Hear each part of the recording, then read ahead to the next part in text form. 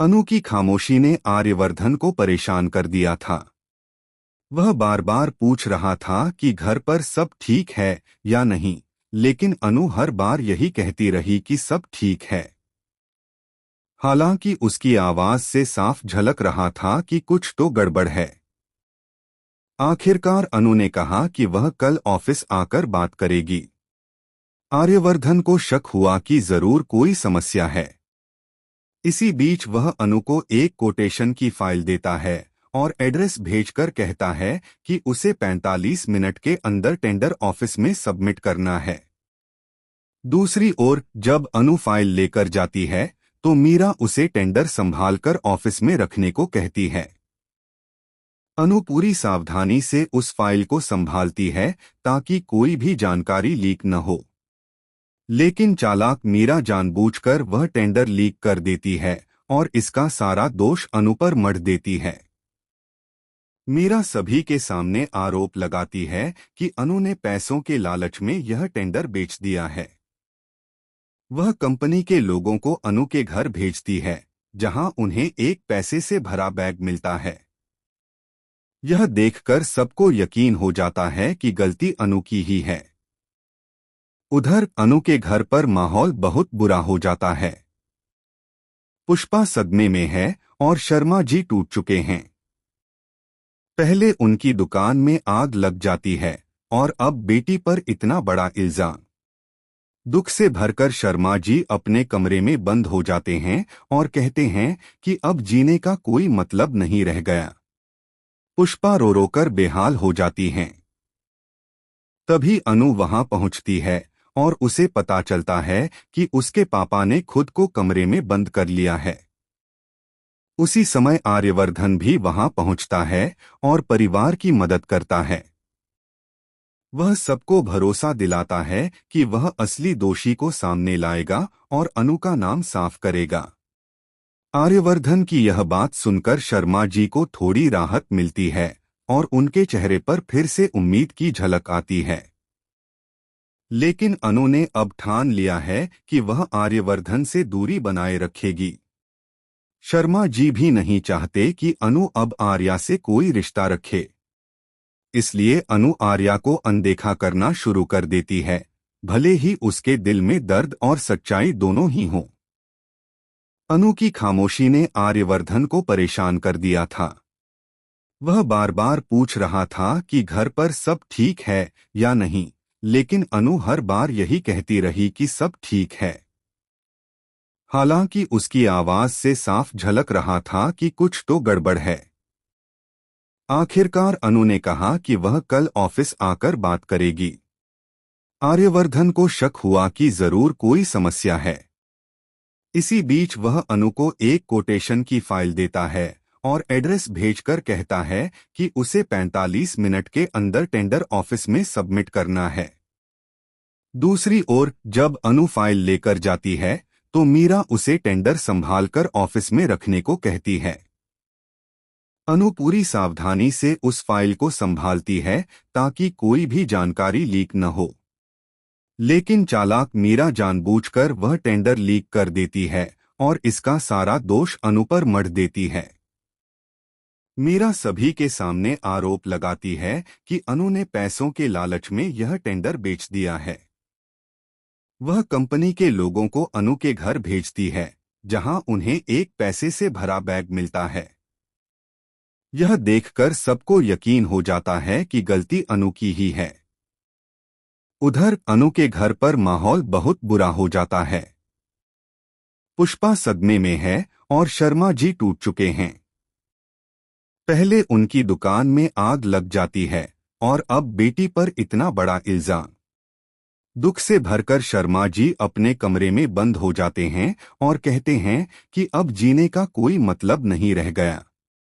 पुष्पा रो रो कर बेहाल हो जाती हैं। तभी अनु वहां पहुंचती है और उसे पता चलता है कि उसके पापा ने खुद को कमरे में बंद कर लिया है। उसी समय आर्यवर्धन भी वहां पहुंचता है और परिवार की मदद करता है। वह सबको भरोसा दिलाता है कि वह असली दोषी को सामने लाएगा और अनु का नाम साफ करेगा। आर्यवर्धन की यह बात सुनकर शर्मा जी को थोड़ी राहत मिलती है और उनके चेहरे पर फिर से उम्मीद की झलक आती है। लेकिन अनु ने अब ठान लिया है कि वह आर्यवर्धन से दूरी बनाए रखेगी। शर्मा जी भी नहीं चाहते कि अनु अब आर्या से कोई रिश्ता रखे। इसलिए अनु आर्या को अनदेखा करना शुरू कर देती है, भले ही उसके दिल में दर्द और सच्चाई दोनों ही हों। अनु की खामोशी ने आर्यवर्धन को परेशान कर दिया था। वह बार बार पूछ रहा था कि घर पर सब ठीक है या नहीं, लेकिन अनु हर बार यही कहती रही कि सब ठीक है। हालांकि उसकी आवाज से साफ झलक रहा था कि कुछ तो गड़बड़ है। आखिरकार अनु ने कहा कि वह कल ऑफिस आकर बात करेगी। आर्यवर्धन को शक हुआ कि जरूर कोई समस्या है। इसी बीच वह अनु को एक कोटेशन की फाइल देता है और एड्रेस भेजकर कहता है कि उसे 45 मिनट के अंदर टेंडर ऑफिस में सबमिट करना है। दूसरी ओर जब अनु फाइल लेकर जाती है तो मीरा उसे टेंडर संभालकर ऑफिस में रखने को कहती है। अनु पूरी सावधानी से उस फाइल को संभालती है ताकि कोई भी जानकारी लीक न हो। लेकिन चालाक मीरा जानबूझकर वह टेंडर लीक कर देती है और इसका सारा दोष अनु पर मढ़ देती है। मीरा सभी के सामने आरोप लगाती है कि अनु ने पैसों के लालच में यह टेंडर बेच दिया है। वह कंपनी के लोगों को अनु के घर भेजती है, जहां उन्हें एक पैसे से भरा बैग मिलता है। यह देखकर सबको यकीन हो जाता है कि गलती अनु की ही है। उधर अनु के घर पर माहौल बहुत बुरा हो जाता है। पुष्पा सदमे में है और शर्मा जी टूट चुके हैं। पहले उनकी दुकान में आग लग जाती है और अब बेटी पर इतना बड़ा इल्जाम। दुख से भरकर शर्मा जी अपने कमरे में बंद हो जाते हैं और कहते हैं कि अब जीने का कोई मतलब नहीं रह गया। पुष्पा रो रो कर बेहाल हो जाती हैं। तभी अनु वहां पहुंचती है और उसे पता चलता है कि उसके पापा ने खुद को कमरे में बंद कर लिया है। उसी समय आर्यवर्धन भी वहां पहुंचता है और परिवार की मदद करता है। वह सबको भरोसा दिलाता है कि वह असली दोषी को सामने लाएगा और अनु का नाम साफ करेगा। आर्यवर्धन की यह बात सुनकर शर्मा जी को थोड़ी राहत मिलती है और उनके चेहरे पर फिर से उम्मीद की झलक आती है। लेकिन अनु ने अब ठान लिया है कि वह आर्यवर्धन से दूरी बनाए रखेगी। शर्मा जी भी नहीं चाहते कि अनु अब आर्या से कोई रिश्ता रखे। इसलिए अनु आर्या को अनदेखा करना शुरू कर देती है, भले ही उसके दिल में दर्द और सच्चाई दोनों ही हों। अनु की खामोशी ने आर्यवर्धन को परेशान कर दिया था। वह बार बार पूछ रहा था कि घर पर सब ठीक है या नहीं, लेकिन अनु हर बार यही कहती रही कि सब ठीक है। हालांकि उसकी आवाज से साफ झलक रहा था कि कुछ तो गड़बड़ है। आखिरकार अनु ने कहा कि वह कल ऑफिस आकर बात करेगी। आर्यवर्धन को शक हुआ कि जरूर कोई समस्या है। इसी बीच वह अनु को एक कोटेशन की फाइल देता है और एड्रेस भेजकर कहता है कि उसे 45 मिनट के अंदर टेंडर ऑफिस में सबमिट करना है।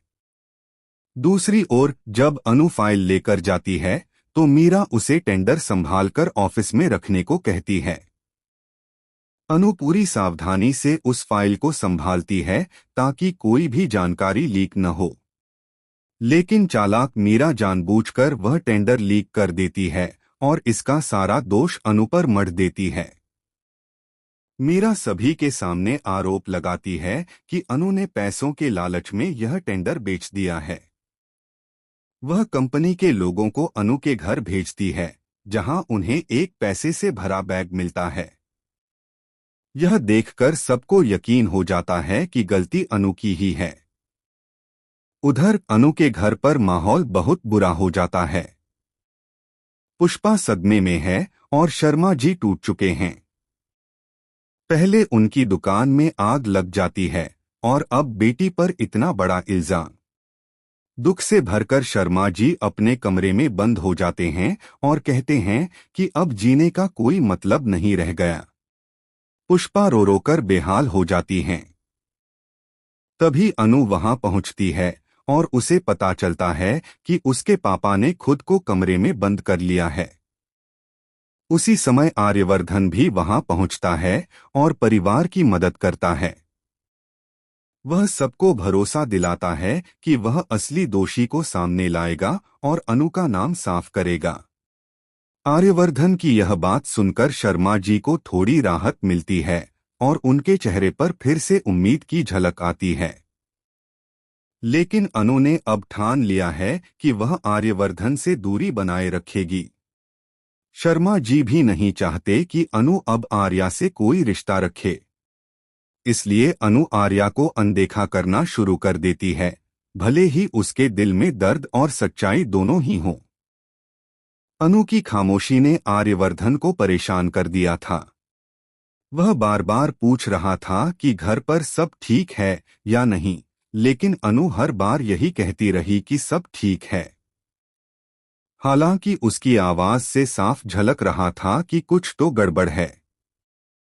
आखिरकार अनु ने कहा कि वह कल ऑफिस आकर बात करेगी। आर्यवर्धन को शक हुआ कि जरूर कोई समस्या है। इसी बीच वह अनु को एक कोटेशन की फाइल देता है और एड्रेस भेजकर कहता है कि उसे 45 मिनट के अंदर टेंडर ऑफिस में सबमिट करना है। दूसरी ओर जब अनु फाइल लेकर जाती है तो मीरा उसे टेंडर संभालकर ऑफिस में रखने को कहती है। अनु पूरी सावधानी से उस फाइल को संभालती है ताकि कोई भी जानकारी लीक न हो। लेकिन चालाक मीरा जानबूझकर वह टेंडर लीक कर देती है और इसका सारा दोष अनु पर मढ़ देती है।